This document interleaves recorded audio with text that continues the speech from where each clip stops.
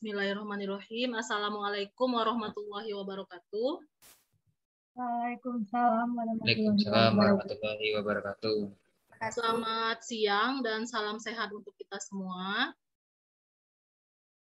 Pada hari ini kita akan membahas tentang geometri ruang. Apakah materi dari Ibu bisa dilihat dengan jelas? Bisa, Bu. Oke, baik. Tadi sudah dibaca mungkin ya tentang dasar-dasar geometri ruang, keterkaitan antara titik, garis, bidang dalam ruang. Apakah ada pertanyaan? Sekali lagi Ibu tanyakan. Atau kita simak dulu materi ini. Ini merupakan ringkasan dari materi tadi yang sudah Anda baca ya, termasuk juga yang ada dalam buku referensi. Kita ingat kembali definisi dari titik, garis, bidang, dan ruang meskipun beberapa dari 4 item ini tidak didefinisikan. Titik tidak didefinisikan. Titik tidak mempunyai panjang atau lebar, tetapi menentukan letak. Titik digambarkan dengan noktah dan diberi nama dengan huruf kapital, sebagaimana telah kita bahas pada pertemuan sebelumnya. Garis tidak didefinisikan. Garis merupakan kumpulan titik-titik. Melalui 2 buah titik hanya ada 1 garis. Garis mempunyai panjang, tetapi tidak mempunyai lebar. Garis digambarkan dengan AB dan diberi nama dengan mengambil 2 titik yang ada pada garis tersebut. Misalnya, garis tersebut adalah garis AB. Lalu bidang atau bangun datar tidak didefinisikan. Bidang merupakan kumpulan garis-garis yang mempunyai panjang dan lebar serta berada pada dimensi 2. Lalu ruang atau bangun ruang tidak didefinisikan. Ruang merupakan kumpulan bidang yang mempunyai panjang, lebar, dan tinggi serta berada pada dimensi 3 atau D3. Ya. Baik, berikut ini akan ada beberapa teorema terkait hubungan 2 bidang, hubungan 2 garis, hubungan garis dan bidang. Teorema 1, jika sebuah garis memotong sebuah bidang yang tidak memuat garis tersebut, maka perpotongan keduanya adalah tepat sebuah titik. Teorema 2, jika terdapat sebuah garis dan sebuah titik tidak pada garis tersebut, maka keduanya terletak pada satu bidang. Teorema 3, jika 2 buah garis berbeda berpotongan, maka keduanya terletak pada tepat satu bidang. Karena ini adalah teorema ya Anda semuanya, jadi harus dipahami. Bukan dihafal ya, dipahami.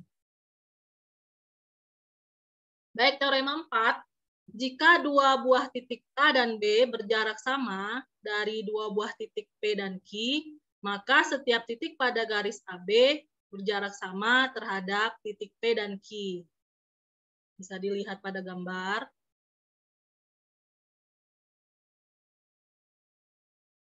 Selanjutnya teorema 5, jika sebuah garis tegak lurus terhadap setiap dari 2 buah garis yang berpotongan pada titik sekutunya, maka sebuah garis tersebut tegak lurus terhadap bidang yang memuat 2 garis yang berpotongan tersebut.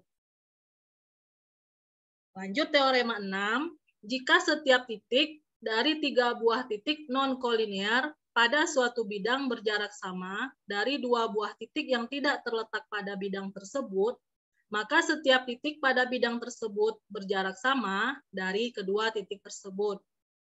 Teorema 7, jika suatu titik terletak pada suatu garis, maka ada tepat satu bidang yang memuat titik tersebut dan tegak lurus terhadap garis tersebut. Teorema 8, jika suatu bidang P tegak lurus terhadap suatu garis L di titik P, maka setiap garis yang tegak lurus terhadap garis L di titik P terletak pada bidang P. Teorema 9, jika P suatu bidang, dan A suatu titik pada P, maka ada tepat satu garis yang tegak lurus terhadap P melalui A. Eksistensi yang dimaksudkan oleh teorema 9 digambarkan sebagai berikut. Silakan diperhatikan. Ada bidang P ya. Dan ada bidang alfa.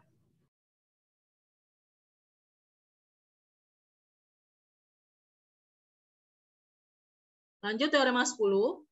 Suatu titik terletak pada suatu bidang bisektor tegak lurus dari suatu ruas garis jika dan hanya jika suatu titik tersebut berjarak sama dari ujung-ujung ruas garis tersebut. Perhatikan gambar. Lalu teorema 11, bidang bisektor tegak lurus suatu ruas garis adalah himpunan semua titik berjarak sama dari ujung-ujung ruas garis tersebut. Teorema 12, jika dua buah garis masing-masing tegak lurus terletak pada suatu bidang yang sama, maka kedua garis tersebut koplanar. Sudah pernah dijelaskan sebelumnya ya. Teorema 13, jika dua buah garis berbeda saling sejajar, maka keduanya terletak pada tepat satu bidang. Teorema 14, jika dua buah garis koplanar dan keduanya tegak lurus terhadap suatu garis yang sama, maka keduanya saling sejajar. Dan teorema 15, jika sebuah bidang memotong dua buah bidang yang saling sejajar, maka perpotongannya adalah dua buah garis yang saling sejajar. Teorema 16, jika suatu garis tegak lurus terhadap salah satu dari dua buah bidang yang saling sejajar, maka garis tersebut tegak lurus terhadap bidang yang kedua. Teorema 17, jika dua buah bidang masing-masing tegak lurus terhadap suatu garis yang sama, maka kedua bidang tersebut saling sejajar. Lalu ada koroleri 1, transitivitas kesejajaran bidang-bidang. Jika dua buah bidang masing-masing sejajar terhadap suatu bidang ketiga, maka kedua bidang tersebut saling sejajar. Teorema 18, jika dua buah garis tegak lurus terhadap suatu bidang yang sama, maka kedua garis tersebut saling sejajar. Koroleri 2, jika suatu bidang tegak lurus terhadap salah satu dari dua buah garis yang saling sejajar, maka bidang tersebut tegak lurus terhadap garis yang kedua. Koroleri 3, transitivitas kesejajaran garis-garis. Jika dua buah garis masing-masing sejajar terhadap suatu garis ketiga, maka keduanya saling sejajar. Lalu teorema 19, dua buah bidang yang saling sejajar dimanapun keduanya berjarak sama. Oke, sebelum kita masuk ke jarak, kita perlu mengingat kembali persamaan garis Hess. Ini apakah sudah disampaikan Bu Yeli atau belum? Ibu ulang lagi karena nanti untuk membahas jarak kita harus memuat persamaan garis Hess ini, harus mengingat kembali persamaan garis Hess atau persamaan garis normal Hess. Untuk menentukan persamaan garis normal, lakukan langkah-langkah berikut ini. Pada gambar ini, tarik garis G melalui titik O sedemikian sehingga garis G tegak lurus dengan garis L, maka kita namakan dengan garis OP. Karena garis OP tegak lurus L, maka persamaan tersebut dinamakan dengan persamaan garis normal. Bisa dilihat lagi. Perhatikan garis OP, kita misalkan mutlak OP itu sama dengan N disebut panjang garis normal L, dan sudut yang dibentuk adalah OP dengan sumbu X positif adalah gamma. Perhatikan segitiga OPB, siku-siku di P, sehingga diperoleh nilai sin gamma sama dengan N per B karena sudut PBO adalah gamma. Dan seterusnya, maka kita dapat suatu persamaan garis normal yaitu X cos gamma plus Y sin gamma dengan catatan 1. Karena N positif, jarak titik O 0,0 ke garis L, maka suku ketiga selalu negatif. Koefisien X sama dengan cos gamma dan koefisien Y sama dengan sin gamma, maka cos kuadrat gamma plus sin kuadrat gamma sama dengan 1.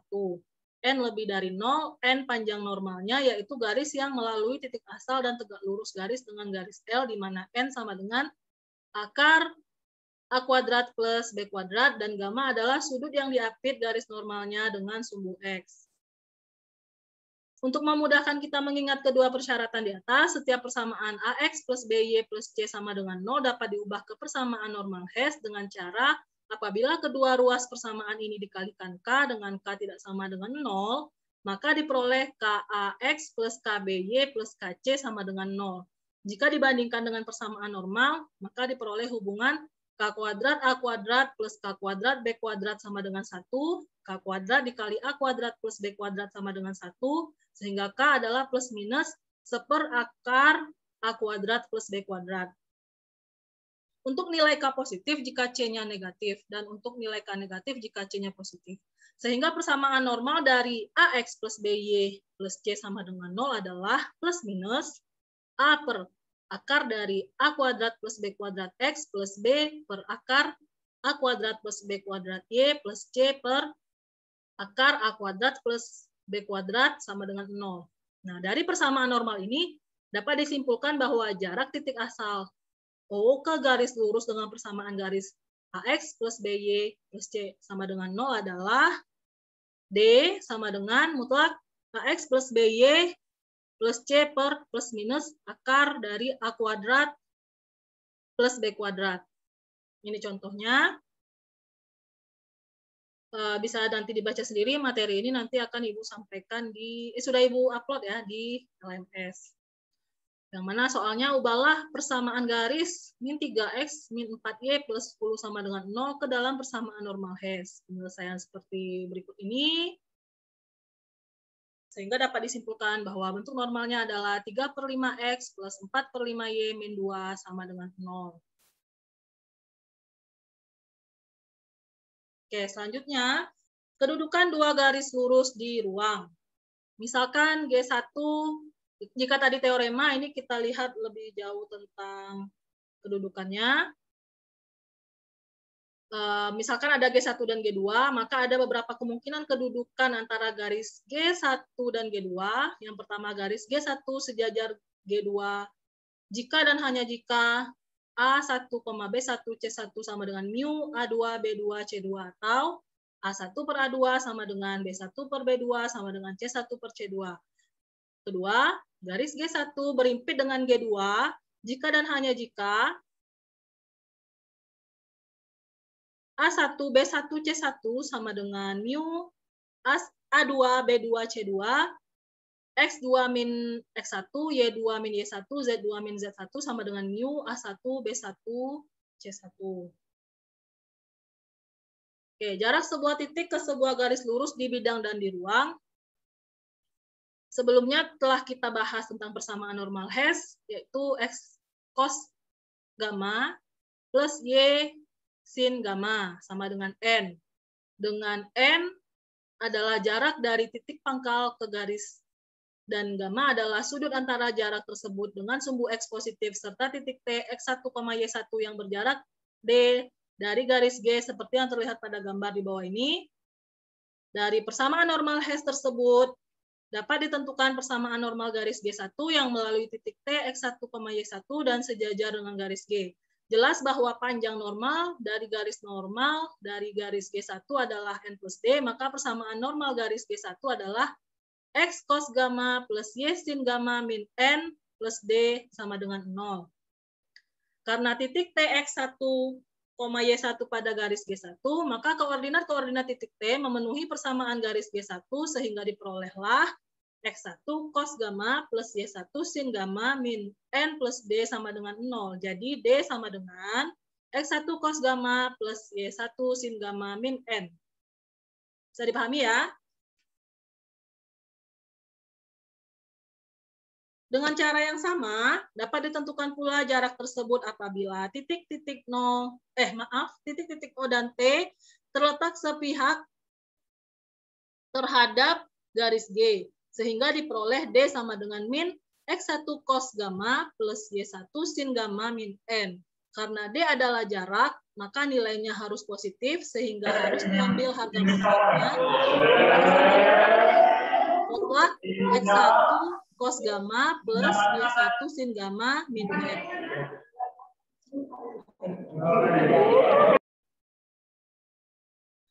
Jika persamaan garisnya merupakan persamaan umum, maka untuk menentukan jarak suatu titik pada garis tersebut harus diubah ke persamaan normal.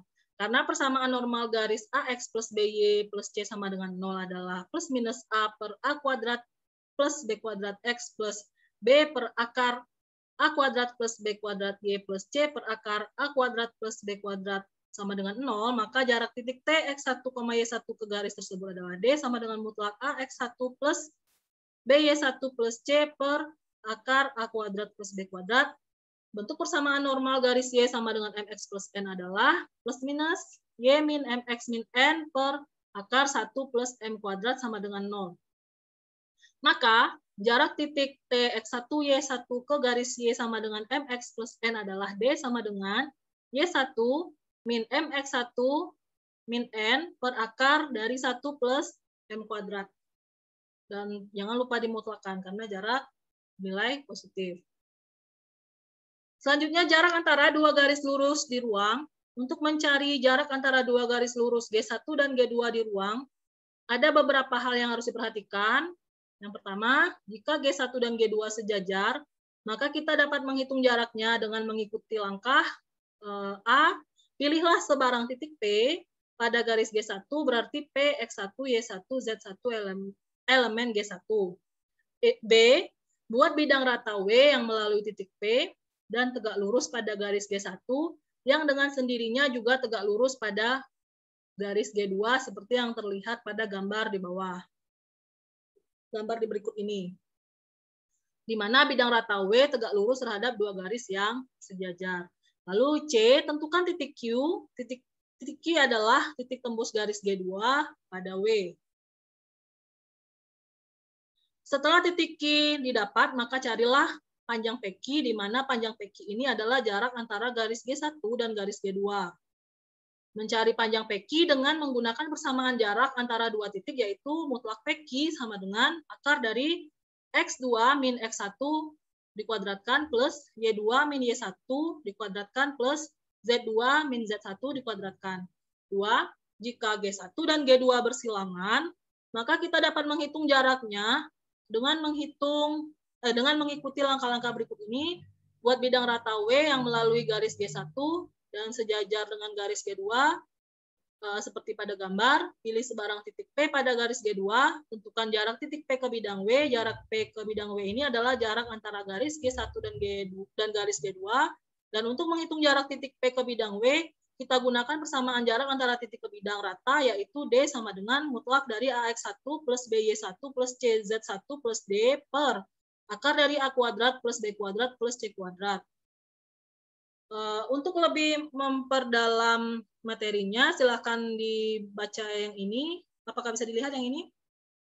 Ini kita bisa menggambar dan menghitung jarak dalam ruang. Seperti ini. Ini ada beberapa contoh-contoh ya. Bisa dilihat ya ini, Nanda? Bisa, Bu. Bisa, Bu. Terus juga mana tadi?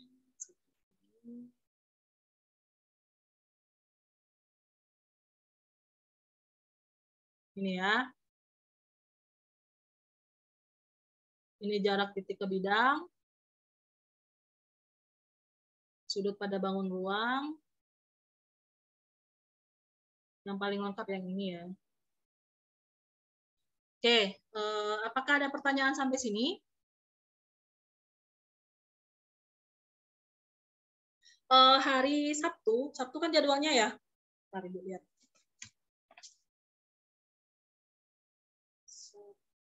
Iya, Bu, Sabtu. Sabtu jam 7 sampai jam 9.30 kita geometri.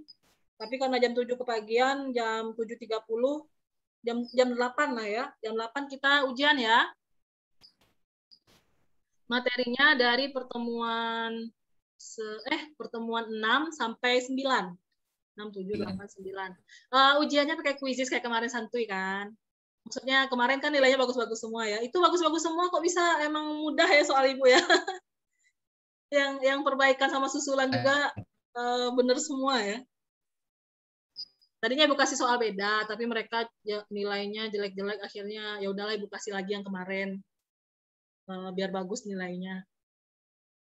Itu kemarin kok bisa jawab semua, emang terlalu mudah ya soal Ibu ya. Besok Ibu susahin lah kalau gitu. Yang geometri ya. Itu Ibu buatnya gini, karena Ibu lagi di luar kota, jadi Ibu bikin yang simple, terus tadinya mau buat 15 soal, karena Ibu banyak ini apa namanya ya, urusan sana sini kan. Jadi cuma bisa sampai 8 ya udahlah. Rezekinya mahasiswa ini mudah gitu ya, gampang. 8 soal. Mudah-mudahan yang untuk geometri ini, tapi ini kayaknya agak banyak ini ya, karena beberapa materi ya, beberapa kali pertemuan. Kalau yang kemarin kan wajar lah, cuma 2 pertemuan. Kalau untuk ujian di pertemuan 10, itu ada 4 kali pertemuan yang akan dimasukkan ke dalam ujian. Dan soalnya ada banyak, bisa banyak soal yang akan muncul ya, banyak kemungkinan. Yang penting sudah Ibu kasih semua materinya, jadi jangan ada alasan lagi belum Ibu sampaikan gitu kan. Siap ya, Sabtu ya? Iya, Bu. Siap, Bu. Siap. Kan open book, terus kemarin tuh nggak contek-contekan, memang soalnya mudah ya. Ya, Bu, lagian ada dua soal itu sama tuh, Bu, kemarin, Bu. Iya, itu terkopas, ya ampun. Ya udahlah, kan Ibu juga mikir-mikir ya udahlah, ini uji konsistensi mahasiswa juga kan. Soalnya sama. Oke. Ada pertanyaan lagi? Jika tidak ada, kita hari Sabtu itu nggak perlu masuk Zoom kali ya, langsung aja ya kayak kemarin ya. Baik, Bu. Oke, kalau Ibu kasih di grup link kuisnya, jadi tinggal dikerjakan saja. Baik, Anda semua, jika tidak ada yang ingin didiskusikan lagi, kita cukupkan pertemuan kali ini. Terima kasih atas perhatiannya. Silahkan dibaca dan dipahami kembali materinya. Jika ada pertanyaan lebih lanjut, silahkan disampaikan pada WA Group. Demikian, selamat siang dan salam sehat untuk kita semua. Assalamualaikum warahmatullahi wabarakatuh. Waalaikumsalam. Waalaikumsalam warahmatullahi wabarakatuh. Terima kasih, Bu. Terima kasih, Bu. Ibu Enmit ya. Ya, Bu.